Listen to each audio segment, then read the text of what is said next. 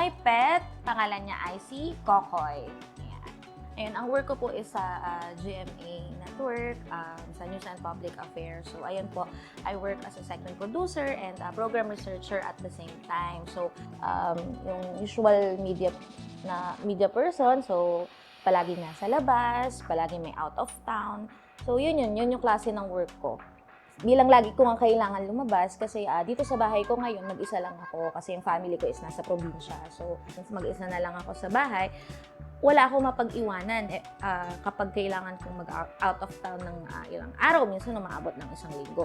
So, ayun, naghanap ako ng pet hotel sa Facebook and yun, dun ko nakita yung Ponytail.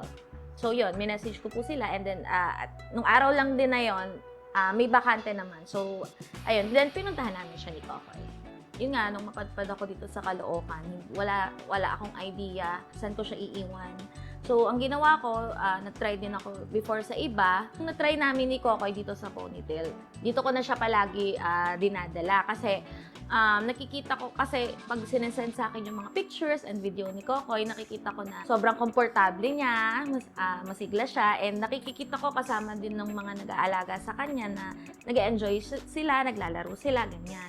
Tapos kapag kinukuha ko naman na si Kokoy, ibang-iba kasi hindi ko nararamdaman na stress yung aso ko. Nararamdaman ko na yung aso ko is happy, and hindi siya paos, mabango siya, alam mong naalagaan.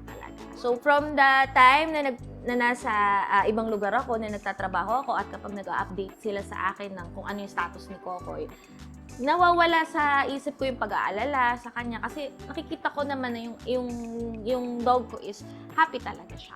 Marirecommend ko yung Ponytail sa ibang mga clients, sa ibang mga fur parents na katulad ko, na busy rin at walang mapag-iwanan sa kanilang pet. Talagang sulit yung binabayad mo, and alam mo yung umaalis ka nang hindi ka nag-aalala, kamusta yung aso mo, kung matotrauma ba siya, yung ganyan. Kasi pag kinuha mo siya, ramdam mo na sobrang komportable niya doon, and then, ayun nga, malinis siya, mabango siya. So talagang, bukod sa sulit nga yung bayad mo, alam mo yung aso mo is talagang naalagaan talaga sila ng maayos.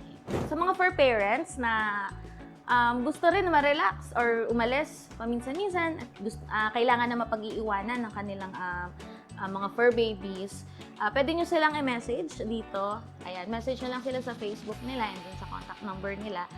At ayun, isa ko sa client talaga nila na bumabalik-balik sa kanila dahil nga sobrang okay yung service ko nila dito.